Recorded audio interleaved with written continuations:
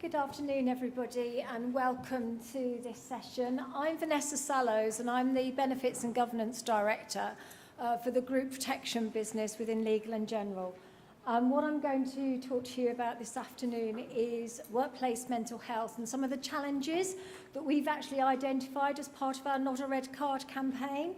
But quickly, just before I go into my spiel, I'm going to ask you a few questions, a bit of audience participation, and I'm afraid I'm going to do it the old-fashioned way and ask you to actually hold up your hands rather than use Slido. So I've got a couple of questions. The first one is, how many of you have actually asked a colleague how their mental health is or how they're feeling in the last month? That's really good, actually. It's more than I actually anticipated. So, has anyone in this room actually tried anything new to actually improve mental health within their organisation this year? Good. The message is getting through. That's really good. Do you know what support services would actually work for you and your organisation? That's probably more like it. And that's what we found from the event, and I'm going to go through that shortly. And certainly, how many of you have thought about how you could demonstrate the behaviours needed to break down the stigma around mental health? Excellent, thank you. So, what have we done at Legal and General, and why is mental health so important to us? We launched our Not a Red Card offence actually last year in Mental Health Awareness Week in May 2017. And we actually used the values and approach of sport because we transferred those values that professional sportsmen and women actually use in their occupation into the workplace. We actually reached over 7 million individuals and actually had over 500,000 individuals view our videos. And what we did was actually have a number of videos using sporting personalities such as Gabby Logan, Robbie Savage, Nigel Owen, and Kate and Helen Richardson-Walsh actually on these videos to raise that awareness. We wanted to use humour as well.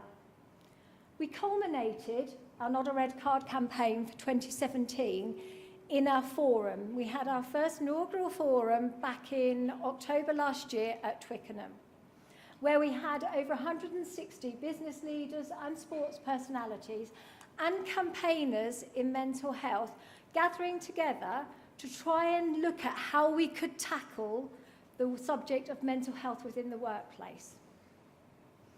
And what we've actually doing this year is putting some of those recommendations from that forum into action. So we've got clear, tangible action and outcomes so that we can actually move forward with best practice within the workplace. So it isn't just about raising the awareness and reducing the stigma, as per last year's campaign. It's very much about having those tangible actions in place. So what did we actually identify from the event last year? There were 5 common challenges, and I'm sure most of you within your organisations can actually identify with those. So the first one is very much the portrayal and narrative surrounding mental health. For those of you that were here earlier, Fiona mentioned the language. That is key. It's the negative connotations. The environmental culture within an organisation.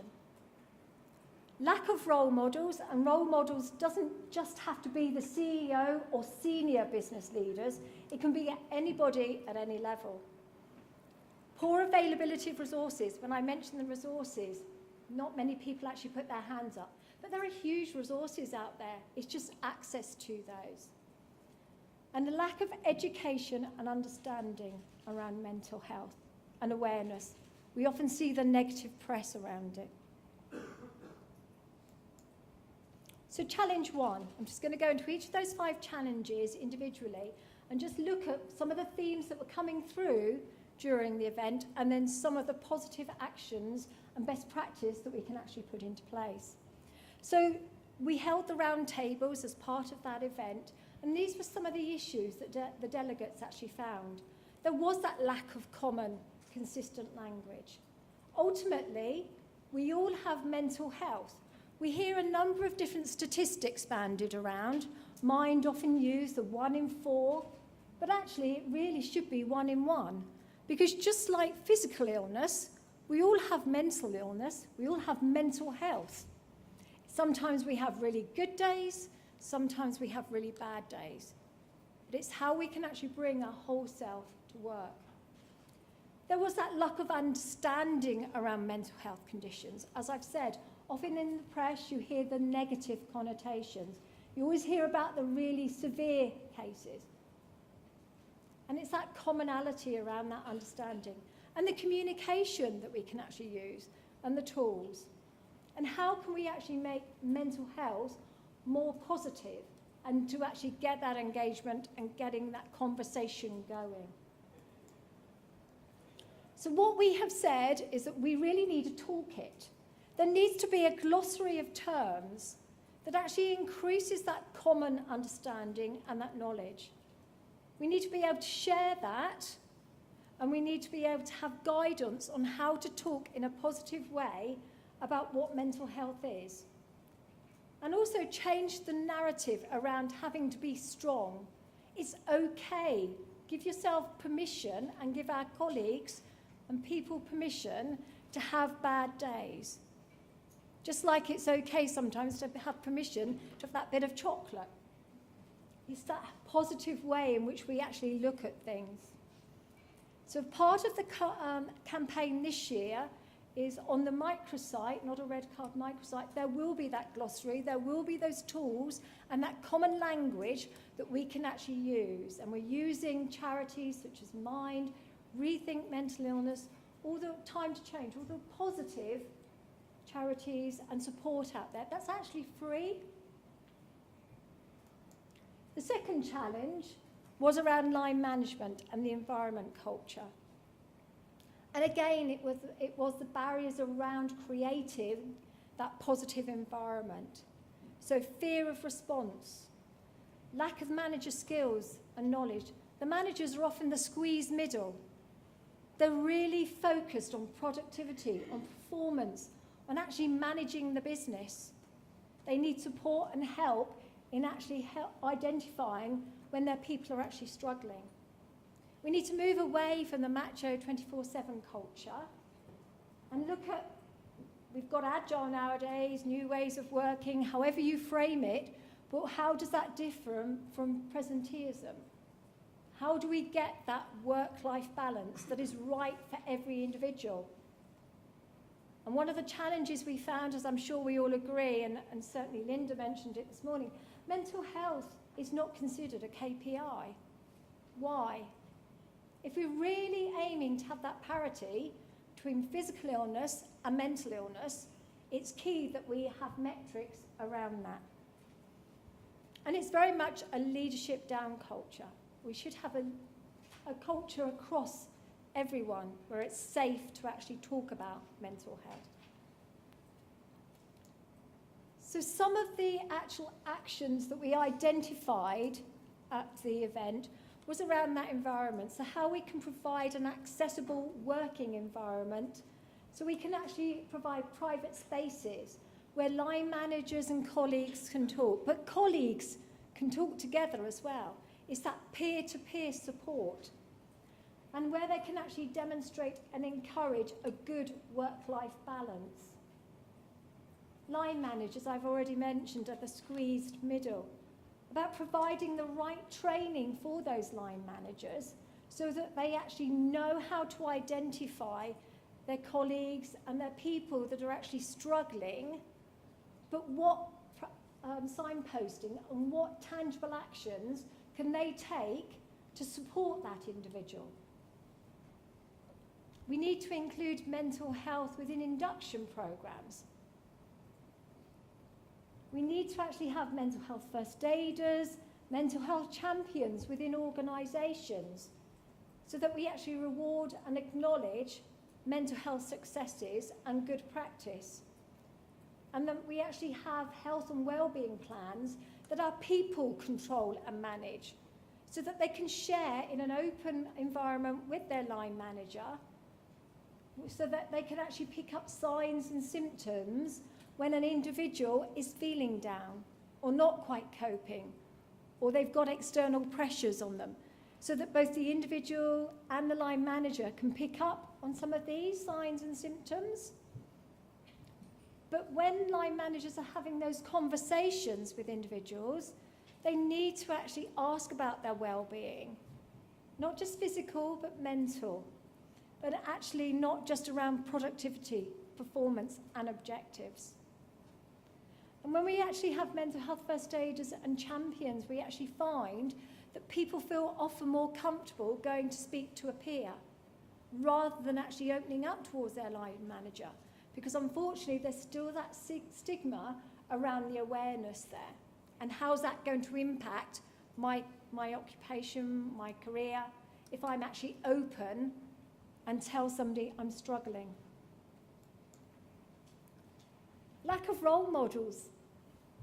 We've seen a number of high-profile individuals within the financial institutions.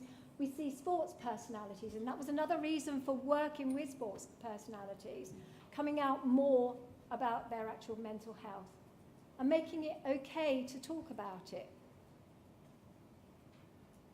But role models shouldn't just be about the CEO or senior management.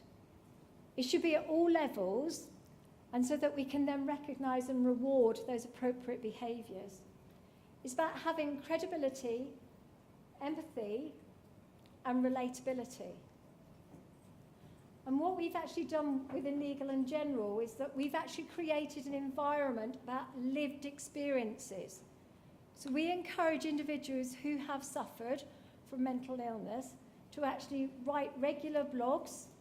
We've done videos, so we've actually recorded them talking about their mental illness and shared it on our intranet site, and then they go across all the different locations and actually talk about it. We've actually encouraged those individuals, where appropriate, for them to become mental health first aiders as well, because they're the individuals that can really understand what it feels like when you're suffering from mental illness and share that and understand it with their colleagues. But it doesn't necessarily have to be a personal account. It can be family, it can be friends who've actually really struggled, and using those role models to actually encourage that conversation, because starting of the conversation is key, and having the courage to do that. The fourth challenge was very much around availability of resources to support the positive mental health. We heard this morning Angus Gray speak about the Stevenson Farmer report and Thriving at Work, where there are 6 core recommendations and then 5 enhanced recommendations as well for larger organisations. But it's actually, as I've already mentioned, there is so much free availability through Mind, through the other charities, Rethink Mental Illness, Time to Change, that we all have access to. And as part of the Not a Red Card campaign as well, we've actually got the microsite where we will have those charities putting forward all the best practices and the tools that can actually put in place. But as part of the Thriving at Work recommendations, it's about building a framework to demonstrate how you as employers are achieving the recommendations. So are you compliant? Are you achieving it? Are you exceeding in that? And it's how we can actually pull together that framework can help with KPIs so that the board can actually demonstrate that. The fifth and final challenge was around education and understanding. So it's very much, as I've said, about the perceptions around mental health. Unconscious bias from line managers, and that's why we've actually implemented line manager training, because that is just so important. It's that fear of discrimination. So putting in place effective training for managers so that we can actually provide workshops for line managers around identifying these issues, about giving them the comfort and the confidence in being able to support their colleagues. So within Legal and General, we've actually embraced this, because essentially if we're going out and talking about it, we need to make sure we're demonstrating best practice.